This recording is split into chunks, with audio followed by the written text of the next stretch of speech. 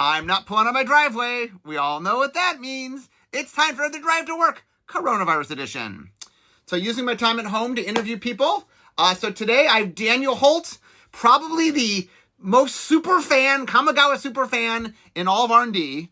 So hello, Daniel. Hello. Okay, so Daniel was on the vision design team, the set design team, the vision design team for Commander, the set design team for Commander, the exploratory world building team, the world building team, the art review for the main set and booster fun, and as always, he works on the UX, the frames and symbols. So, you did all of that, okay? So, let's talk a little bit about your love of Kamigawa. Yeah, so it all started back when I started Magic. I started playing back in 2004 with the original Champions of Kamigawa block. I think I got one draft of Fifth Dawn and a Mirrodin before it rotated, and then it was all Kamigawa all the time. And, when you're a teenager, you can't just continue to get new product every weekend. So me and my friends would just hang out all the time and just use the cards we had on hand. And it was all Champions of Kamigawa block. So we would just rebuild decks and play those. Okay, so what is your early... So when the set started, it wasn't even Kamigawa yet. So when you first got involved, it was for sure Japanese world, but not yet Kamigawa. So what got you involved in the first place? It wasn't even necessarily Kamigawa. Yeah, so I've been pitching Kamigawa since the day I walked into the building. Our creative leads definitely got tired of me requesting that over and over. But we were in one meeting where we had the whole for this set, and they didn't know what they wanted there. And I pitched Kamigawa because it fit what we wanted. We wanted a bright, colorful world coming out of Innistrad and going into Streets of Nicopena. And it didn't really take off. They said, we'll think about Kamigawa, but let's explore another trope we've been wanting to test out, which is what you just said, the Japanese-inspired futuristic world. And then it eventually became Kamigawa because we didn't want to eat into Kamigawa's creative space if we chose that instead of a return to. So one of the things that's really interesting is there are a lot of people, when I talk to different people, for example, I came into this, my blog had really hammered into me that there was an audience for Kamigawa. And I know, I was looking up for, okay, how could this be Kamigawa? And I know that a lot of different people were all like, could we make this Kamigawa? It's funny that behind the scenes, all these people are like, could this be Kamigawa? And then, so talk a little bit about, stuff how did you help push it toward Kamigawa? Yeah, the 1,200 year gap really helped. Canonically, it's been 1,200 years. It can kind of be whatever we need it to be. And we set the tone of the set to be that tradition versus modernity, and there was even that kind of split in the building. A lot of world building folks wanted to push it more tech, more cyber. Where super fans like me were like, oh, I still want to make sure this is Kamigawa. I need my Kitsune, my Nezumi, and things like that. And I think we hit a nice blend there when we did push it. We got the callbacks in the set that made it feel like Kamigawa. The setting is still Kamigawa, but it's a more modern era, and so everything just kind of fit into place. Okay, so let's talk a little bit about how you being all of us, but how we got as much Kamigawa into the set as possible, because I know you were a main driver of making the Kamigawa content as high as possible. So let's walk through sort of how you did that. So what are some of the things that were done? Yeah, flavor. Let's start with flavor. A lot of the characters are dead. It's been 1,200 years. A lot of the mortals, just aren't here anymore. So we got to lean on, the Kami or immortal to a certain degree. So they're still here. We got to do the Dragon Cycle. We got some Myojin callbacks. Kyodai is still around. But then once we made sagas a thing, that really let us be like, oh, we can tell the stories of the past through the voices of today. And so the living historians are running around telling the stories of the past so that fans still get to hear about Toshiro Umezawa, about Michiko Kanda, Kiki Jiki Mirror Breaker is still in there. Just fan favorites all over. And we, in regards to the mechanics, we did explore, bringing back a lot of them. The first day of set design, once you handed it off to Dave, I sat everybody down and we drafted Champions of Kamigawa. I wanted to kind of set the tone for set design. And, we got to bring back things like ninjutsu and channel, whereas the other abilities didn't really fit, but we made some callbacks. Discover the Impossible is a love letter to the Unspeakable, because I couldn't get the whole set in the cycle. The original Unspeakable being cast these 3 arcane spells and summon the Unspeakable. Yeah, the Unspeakable gets referenced in a card. Like, one of the things that's really interesting is how much we managed to reference. Like, not everything even was around anymore, but we can make references to things. And there were a lot of references to different cards. And I think that was really cool. Mm-hmm. Flavoring the sagas was one of my favorite things. We did all the research in early world building where, I read the 21 short stories we had available, all 3 novels, and I just had a list of things I wanted to like shove in there. And every time Dave would make a new saga, I'd be like, okay, this could be this flavor. Let's tweak it a little so it fits. Things like that. So what was your favorite saga? Which saga are you like proudest of? What story are you proudest of getting in there? Oh man. And you could have more than one answer. It doesn't have to be one. Yeah, I mean, it's any of the big names. I think Toshiro Umezawa being one of my favorite characters from the set, him and Michiko Kanda. So getting them sagas was pretty, like, early on we got them, okay, so Azusa and Kikiziki. Yeah, so let me, so one of them is Life of Toshiro Umezawa, who's the main character of the original Champions block. So it's a saga, 1 in a black. Choose one. So chapter 1 and 2 is choose one. Target creature gets +2/+2 until end of turn. Target creature gets -1/-1 until end of turn. You gain 2 life. We'll talk about that in a second. Chapter 3 is exile this saga, then return it to the battlefield transformed under your control. And then on the backside, Memory of Toshiro. It's a 2/3 enchantment creature, human samurai. Tap, pay 1 life, add black mana. Spend this mana only to cast an instant or sorcery spell. So let's talk about how this brought to life Toshiro Umezawa. Well, the front abilities may seem a little familiar from a card in the past that is a direct reference to Toshiro's Jitte, Umezawa's Jitte. I wish I was the one to say, let's put that on a card, but I'm pretty sure Ethan Flesher beat me to it and put it on there in the early card file. It just made sense, and it stuck since the day we put it on there. And then it flips into actual Toshiro's likeness. And my only request when we were designing that was that we make it work with the actual Toshiro Umezawa card, which is all about casting instants from your graveyard. So the fact that it taps to add black and does that. And also, we made also a 2/2. We made it so all the backside of all of them are enchantment creatures because that plays into the theme of our set of enchantments versus artifacts and stuff. So what was the other one you said? What was the other saga you said? Michiko Kanda.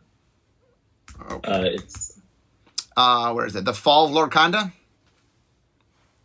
Oh, that's actually one of my favorites. Okay, so the Fall of Lord Kanda is 2 and a white. It's a saga, enchantment saga. Chapter 1, exile target creature an opponent controls with mana value 4 or greater. Chapter 2, each player gains control of all permanents they own. Chapter 3, exile the saga, then return to the battlefield transformed under your control. And then on the backside, it's Fragment of Kanda. 1 and a 3, enchantment creature, human noble, defender. When Fragment of Kanda dies, draw a card. Okay, so let's talk a little bit about Kanda.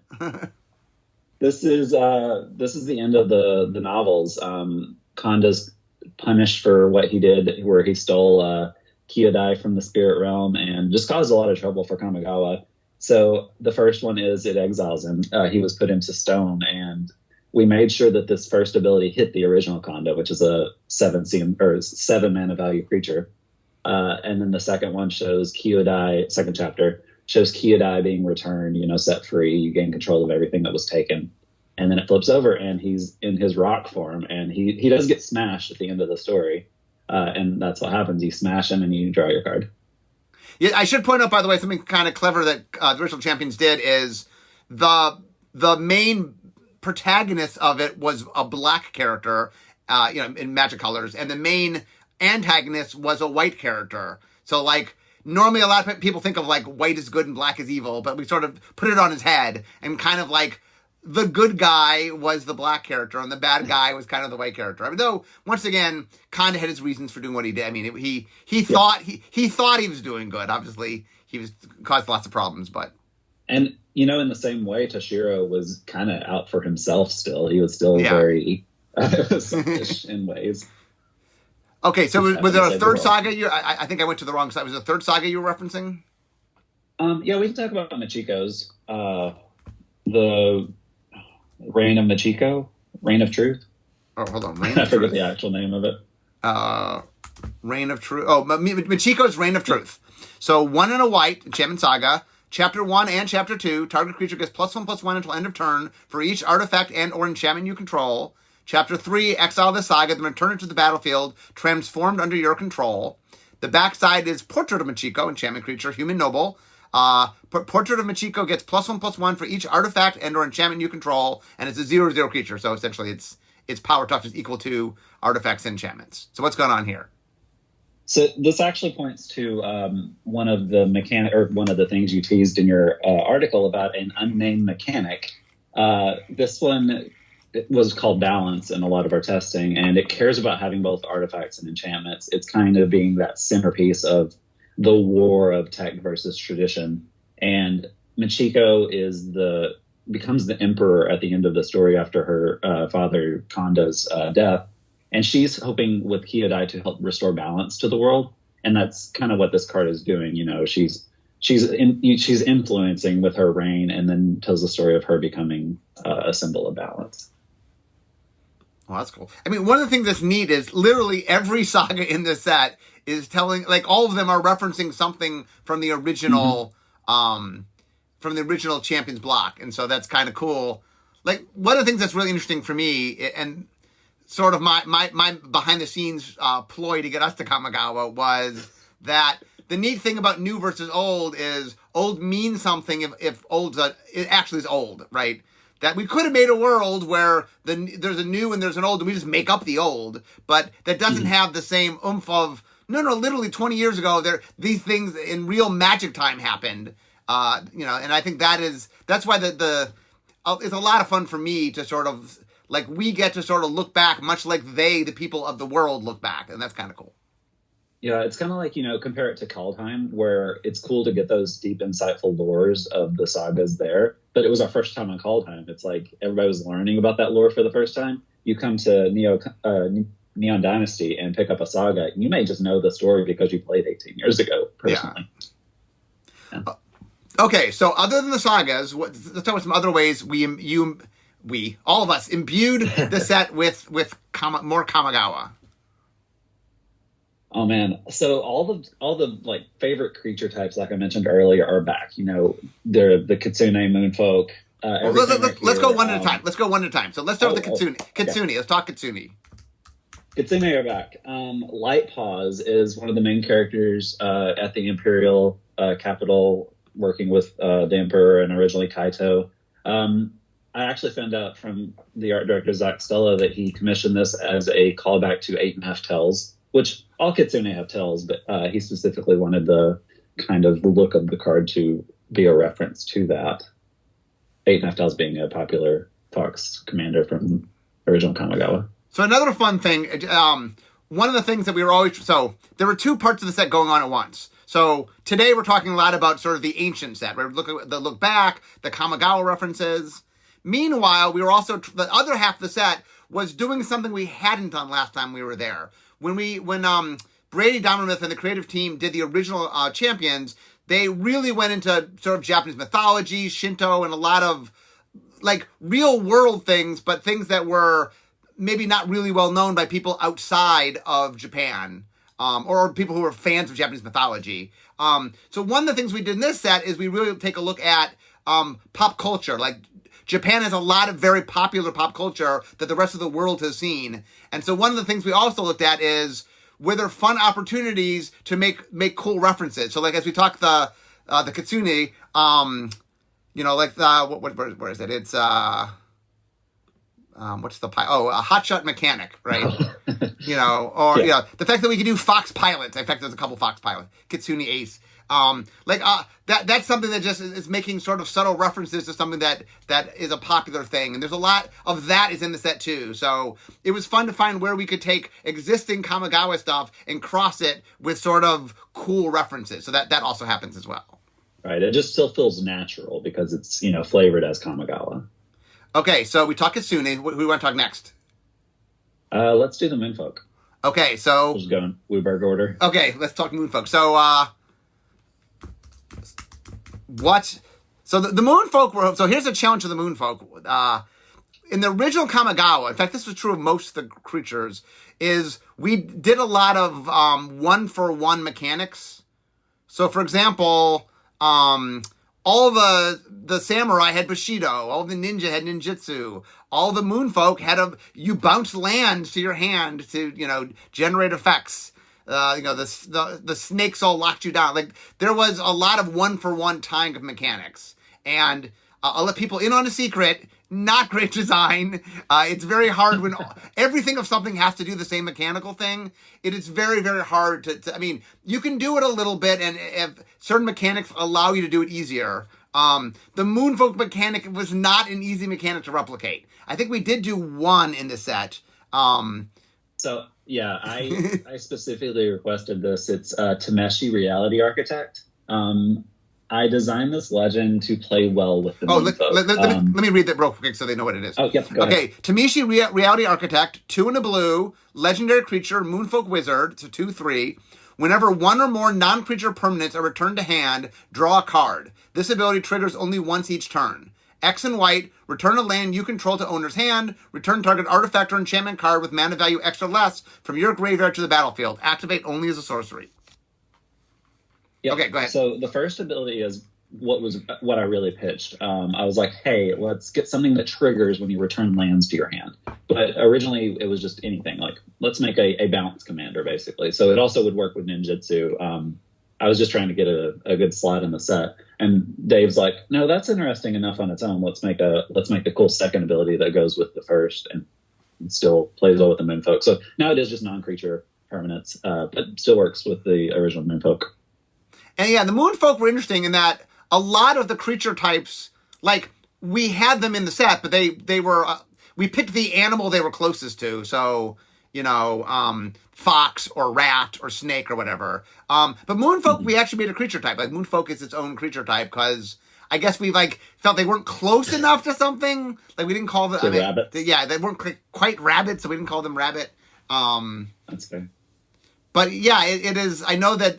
It's funny, when I went to I knew we were doing the set, but the audience didn't know this yet. On my blog, people ask questions all the time, so I'm constantly asking questions. Mm-hmm. So the audience doesn't necessarily know what I'm asking and I care versus when I'm just curious. So I actually asked, what if we did Kamigawa, because Return to Kamigawa is a big theme on my blog, what's the most important thing to come back? And the number one answer, by actually a decent margin, was the races, the specific races. Yep. Okay, so we talked Moonfolk. So let's go to black. The Nezumi. Yep. What do we want to talk about here? There's a lot of good ones. We finally see Nashi on a card. Let's talk about him. Okay, let's talk about. Oh, hold on. Let me read Nashi's card. Okay, Nashi Moon Sage. Nashi Moon Sage's Scion. 1 black. Legendary creature. Rat Ninja. 3/2. Ninjutsu for 3 and a black.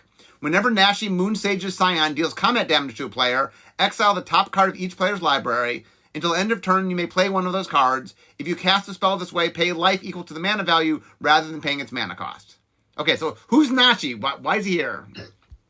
So we actually met Nashi in a Aether Revolt story where Ajani goes to visit Tamio. And we find out Nashi is this adopted Nezumi son of Tamio because Nashi's village was destroyed by Tezzeret, and his parents were killed, and it's really tragic. But she takes him in, raises him as her own, and there's just a loving connection there. And so we wanted to give him a character. And he actually played a much larger role in the story, the original story pitch. I think he did a lot of what Kaito was doing in the final story, but we realized canonically he was just a little too young for that. I think he's around like 12 or so, and a little dangerous endeavor Kaito gets in. So we shifted the character focus there. Okay, so we get to red. Red was the Aki. The Aki, yeah, okay. Our goblins. My favorite card in the set. Yeah, Goro. Okay, so let's talk Goro. Give me a second. Okay, so Goro, disciple of Ryusei. Ryusei. 1 in a red, 2/2, legendary creature, Goblin Samurai. Red activation. Creatures you control gain haste until end of turn. 3 red activation. Create a 5/5 red dragon spirit creature token with flying. Activate only if you control an attacking modified creature. And equipment auras you control with counters or modifications.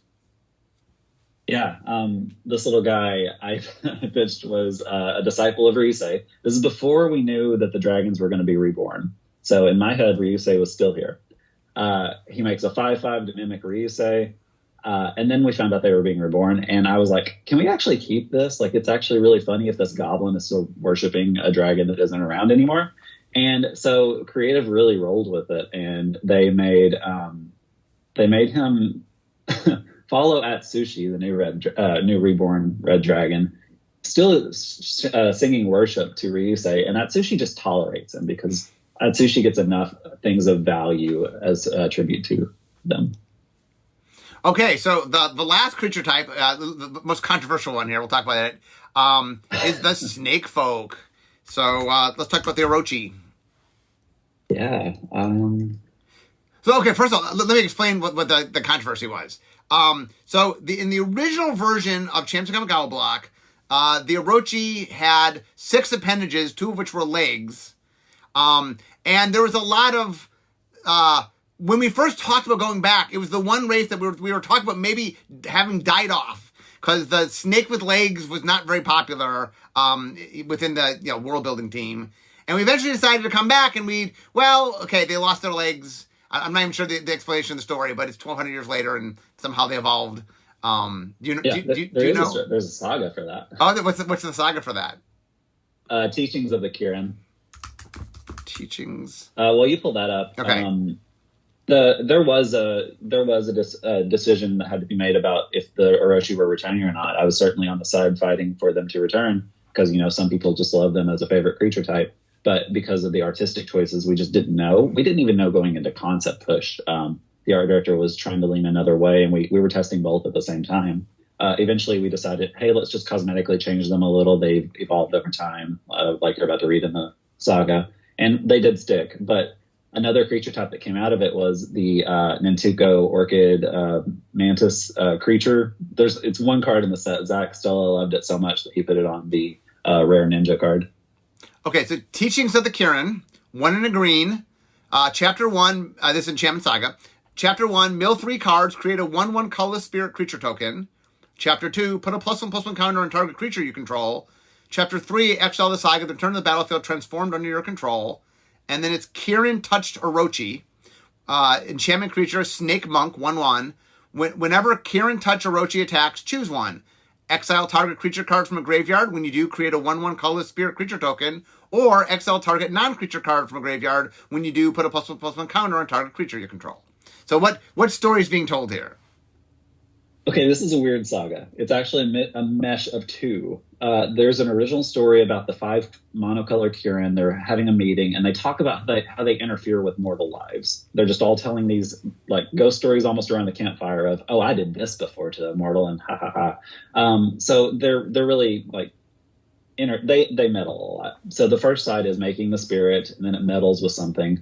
But then the back side is actually an opportunity we took to tell the story of how a Kirin and the spirits touched the Orochi, because the Orochi were kicked from the Jukai forest just like everyone else when Tawashi the city was spreading so much, and the spirits were angry. But the Orochi started losing their powers, and to get a connection back to the forest and to their magic, they were like, hey, we'll offer anything you want, all this stuff. And the spirits didn't really believe them, so they tested. They're like, hey, give us your arms and your legs. And they're like, oh, take everything. We don't care. And they're like, oh, you really want this? And I'm summarizing really quick, obviously.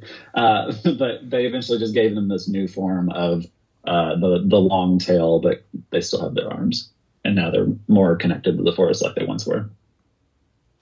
So I can see my desk from here, so we're wrapping up. So I want to get to a few final stories before we finish. So is there any other thing from Kamigawa that you had to make sure happened in the set that you did? Oh man, we covered a lot of it. I think it just had to feel like Kamigawa. Every card has to be like, okay, I know what setting I'm on. I care about this. The story ended up so much cooler than I expected when I was proofreading that. You know, Grace Fong and Emily Tang led a lot of efforts there. The callbacks is really what had to do it. You know, it's been 1,200 years. That's my final answer. We had to get references to the original characters that people knew from 18 years ago in our time, but 1,200 years ago in canon. That I'm glad we hit a nice solution for that with the sagas. Yeah, like I said, it was one of the big challenges was 1,200 years later. Like, I remember we sat in a meeting, we're like, who would still be alive? Like, what possible, you know, like, okay, you know, it's magic, so they're magical creatures, and some last some time. But 1,200 years is a long time, so, you know. And then we even said, okay, are there ancestors? Or, you know, like, how do we make reference to? And then we had done this before in Dominaria, right? When we had gone to Dominaria has a long history in magic, just, you know, as well. And so we did a lot of callbacks in Dominaria. And so I think we learned some techniques there we applied here. And then, right, we had some new technology that we applied as well to try to get it. And but it's funny, I think sagas were designed in Dominaria because we knew we needed to talk about the past, and then it ended up being the same tool we needed to tell about the past. So, okay, so one last story I want to talk about here, since this is a controversial story, is Tamio. Okay. So let's talk a little bit about so the interesting thing, and I mentioned this before, is we knew that Tamio was going to be completed like super early. Like, I think before, like, we knew it was Kamigawa, we knew she's going to get completed, right? It was pretty early on. It might have come shortly. I don't know which one actually came first. Man, that's probably been the hardest secret about. Like, it's been hard to keep Kamigawa coming back bottled up, like, in my social media, with my friend circles. It's been real hard. But then, like, knowing also Tamio is going to be completed, like, just on top of it. Yeah, so my memory is... I'm pretty sure we knew that before I started Vision Design. Like, I believe that was a known thing. Like, when we started Vision Design, my big thing at the time was, okay, let's decide later whether it's Kamigawa. Let's just make an awesome Japanese-inspired set, and then we'll come back to the question, is it Kamigawa? But going in, we knew, I believe we knew it was Tamio. I think there's a point where we re-examined it, like, oh, does it have to be Tamio? And looked at other options. But it turned out, like, the other options were, like, Tezzeret makes no sense. And, you know, like, we just introduced Kato, so he's a brand new character. And Wanderer. And the Wanderer, we just had this giant reveal already for the Wanderer. So, like, two big reveals didn't make sense. And so, like, it just, none of the other, like, and the other big thing about it is, from a storytelling standpoint, is, like, look, this was a big moment. We needed the audience to care. It needed to be something that was endemic to this world. Like, it felt weird to bring a character that had nothing to do with Kamigawa and then change that character. That didn't feel right. So, and remember what I was saying earlier? Nashi was originally one of the main characters involved with the story. It was so much more gut wrenching for Nashi to be there when Tamio gets captured and completed. Like, that was one of the original story pitches, and like, that was rough. Yeah, I think it's interesting is, right, we had pitched early on, we liked we had wanted to find a home for a ninja planeswalker. I mean, for years it'd been on our, like, could we possibly find a place to do this? And then, like, well, if we're going back to Kamigawa, like, yeah, that seems like the place to do it. So I'm happy that finally happened. So any last thoughts? We're wrapping up here. Any final thoughts about Kamigawa as or Neon Dynasty as a set? Yeah, I'm glad we finally got to go back. This was such a huge passion project, you know, slaving over it for 3 years. I still feel like it's not out the door, even though it's releasing in a week or two. But I'm glad we have a new modern Kamigawa to reference for in the future. Like, maybe it won't be 18 years before we go back again. Maybe in supplemental products, we get some more nods to it a little more frequently than we got things like Okugachi and Yuriko and those side products. It's more accessible now that we've spent the time to visualize what it looks like in modern day. Yeah, and one of the things I get asked this in the audience a lot right now, which is, I've constantly said how hard it was to go back to Kamigawa just because the first one didn't do well. And they're like, well, if this one does well, does that make it easier to go back? And, like, 100% it makes it easier to go back. You know, like, when I'm going to the higher ups and pitching something like Kamigawa, like, they look at the last Kamigawa, but if this one's successful, we pointed this one, and they go, okay. So success breeds repetition, as I like to say. So it makes it a lot easier. Yeah, the fans' reaction is probably my favorite part. It's so heartwarming to see everyone loving the set, new and old. They love the throwbacks. They love all the new stuff they're seeing. It's really nice to see this work finally paying off. Yeah, I got a tweet a couple days ago, or maybe it was on my blog. Maybe it was a post on my blog. And the person said, look, I'll be honest. I hated the old Kamigawa. I had no interest coming back to Kamigawa. I was upset when you said we were going to make Kamigawa. But now that I've seen the set, I love it.